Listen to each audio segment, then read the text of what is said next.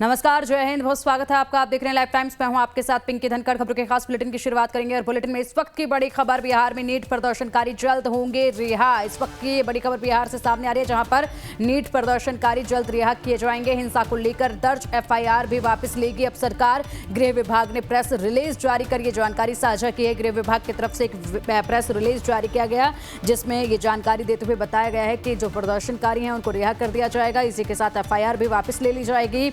तेजस्वी ने सिवान की घटना पर सवाल उठाए हैं। देश भर में नीट पेपर लीक के विरोध में प्रदर्शन की आग भले ही ठंडी पड़ गई हो, लेकिन सियासत की चिंगारी बुझने का नाम नहीं ले रही है।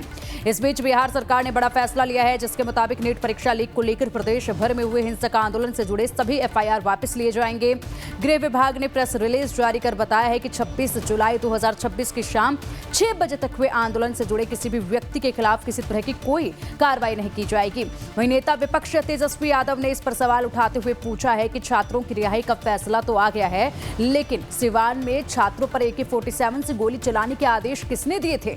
इसकी जुडिशियल इंक्वायरी होनी चाहिए। इस दौरान तेजस्वी यादव ने तेज प्रताप की गिरफ्तारी पर भी सरकार को घेरने का काम किया है। तो देखिए, गृह विभाग ने एक प्रेस रिलीज जारी किया है, जिसके तहत ये जानकारी साझा की गई है। सरकार की तरफ से हर एक बात, हर एक मांग जो है वो मान ली गई है, लेकिन बावजूद इसके यहाँ पर सियासत जो है वो थमने का नाम नहीं ले रही है, क्योंकि विपक्ष इस मुद्दे को आसानी से छोड़ना नहीं चाहता है। विपक्ष की तरफ से पुरजोर कोशिश यही की जा रही है कि किसी भी तरीके से इस पूरे मुद्दे को जो है भुना जाए, और इसलिए विपक्ष लगातार एक के बाद एक तमाम सवाल उठा रहा है सरकार पर, और अब जवाबदेही तय करने की भी बात कर रहा है।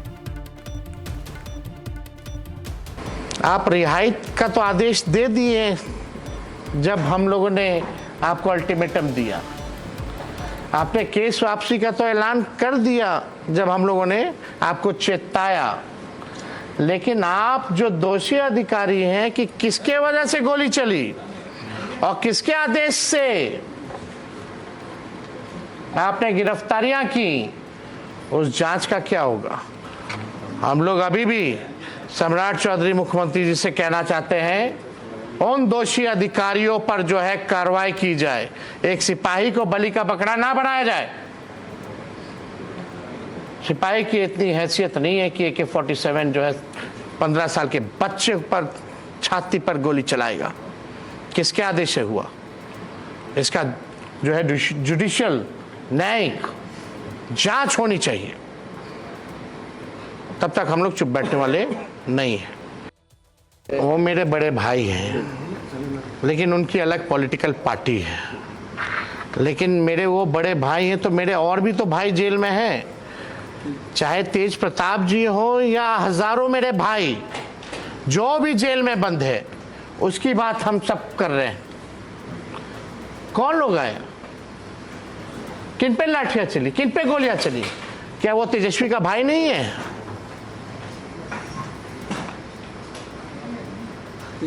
इसलिए हमने इस बात को कहा था कि सभी लोगों को न्याय मिलना चाहिए। अगर ये सरकार किसी भी व्यक्ति के साथ अगर गलत करेगी तो हम लोग उस सरकार के खिलाफ हैं, और चाहे किसान हो, महिला हो, बुजुर्ग हो, या नौजवान हो, या बच्चे हो, उनके मुद्दों के साथ हम लोग हमेशा से खड़े रहेंगे। बता दें कि बिहार में छात्र प्रदर्शन और हिंसा मामले में अब तक 694 लोगों को हिरासत में लिया गया। वहीं सिवान में प्रोटेस्ट के दौरान AK-47 से हुई फायरिंग के मामले में जिले के DM और SP ने कहा है कि AK-47 से किसी को भी गोली नहीं लगी है। 25 जुलाई को प्रदर्शन के दौरान खुद को घिरता देख जवान ने हवाई फायरिंग की थी। हालांकि इसकी इजाजत किसी ने नहीं दी थी। पुलिसकर्मी ने खुद की रक्षा में हवाई फायरिंग की थी। आरोपी जवान को तत्काल प्रभाव से निलंबित कर दिया गया है और उसके खिलाफ विभागीय कार्रवाई शुरू कर दी गई है। पुलिस अधिकारी के मुताबिक 3 युवक को गोली लगने की जांच अभी चल रही है। इनमें से एक युवक को अस्पताल से डिस्चार्ज कर दिया गया है, जबकि बाकी दोनों युवक भी खतरे से बाहर हैं। चलिए, अब इसी पर अधिक जानकारी के लिए हमारे सहयोगी अमित कुमार का रुख कर लेते हैं। अमित, सबसे बड़ी बात यह कि सरकार एकाएक कर तमाम जो मांगे थी वो माने जा रही है, लेकिन बावजूद इसके विपक्ष जो है हर एक दफा एक नई मांग लेकर खड़ा हो जाता है और इस पूरे मसले पर जो है सियासत को गरमाने लगता है। तेजस्वी यादव को इस वक्त सुन रहे थे जो कि कह रहे हैं कि हम लोगों ने अल्टीमेटम दिया तो सरकार ने रिहा करने का फैसला लिया, हम लोगों ने अल्टीमेटम दिया तो हम लोगों ने चेताया तो सरकार ने एफआईआर वापस लेने का फैसला किया। यानी कि देखिए, छात्र आए, प्रदर्शन किया, अपने हक की मांग की और उनको उनका हक मिला, बड़े फैसले लिए गए, उनकी मांगे मानी गई। अब पूरी तरीके से विपक्ष ने एडी चोटी का जोर लगाया हुआ है कि किसी भी तरीके से इस मुद्दे को बस भुनना है।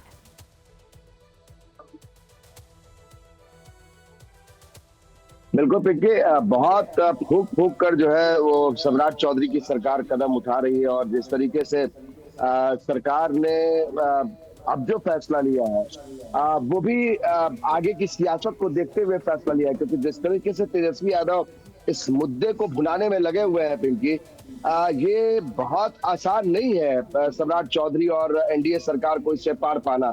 क्योंकि तेजस्वी यादव ने, देखिए, आप 2 बार उनके बयानों को आपने सुना होगा गौर से कि किस तरीके से उन्होंने कहा कि तेज प्रताप ही केवल हमारे भाई नहीं है, बल्कि जितने भी छात्र जो जेल में बंद है वो सब हमारे भाई है। तो आप समझिए, अगले 2 दिनों बाद बांकीपुर में चुनाव होना है और तेजस्वी यादव रोड शो कल कर रहे थे। कल भी तेजस्वी यादव जब हम बातचीत कर रहे थे तो उन्होंने इसी को मुद्दा बनाया और कहा था कि रात के 12 बजे तक अगर सारे केस वापस नहीं लेती है सरकार तो फिर 29 तारीख को बड़ा आंदोलन होगा।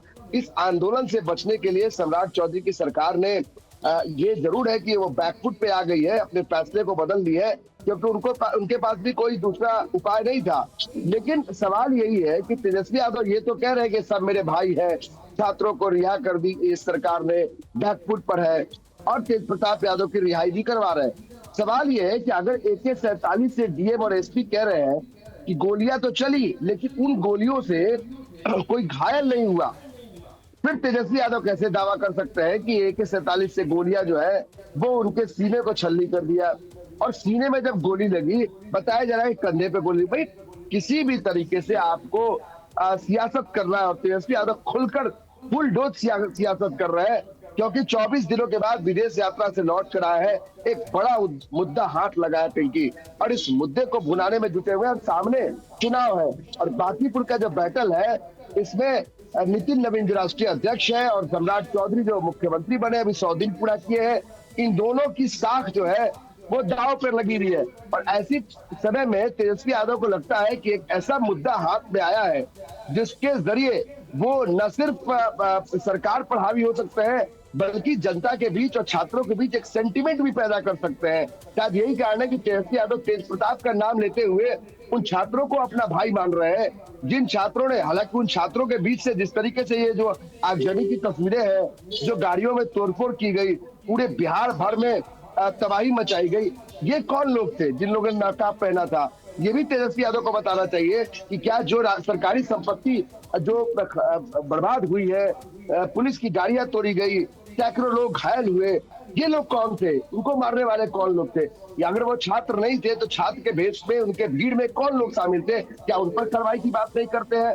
केवल वो AK-47 की बात करते हैं और AK-47 से डीएम और एसपी पहले ही कह दिया है और हम लोग भी देख रहे हैं कि AK-47 जो गोलियां चल रही हैं वो हवाई फायरिंग ही है। अगर मान लीजिए उससे गोलियां लगी है तो AK-47 से केवल एक गोली जाके लगी, अगर एक AK-47 से फायरिंग होती है तो सैकड़ों गोलियां निकल सकती है। तो सवाल ये है कि आखिर तेजस्वी यादव शुद्ध रूप से केवल पॉलिटिक्स कर रहे हैं पिंकी, और जिस तरीके से एक माहौल बनाया है, क्योंकि 2025 में इतनी बड़ी हार हुई तेजस्वी यादव की, एक सबसे बड़ा मुद्दा हाथ लगा है और जेएनजी को लेकर वो आगे चाहते हैं कि बांकीपुर में लिटमस टेस्ट किया जाए और अगर उनके साथ वो तेजस्वी यादव खड़े हैं। ये बात भी सही है कि सम्राट चौधरी की सरकार पूरी तरीके से बैकफुट पर है।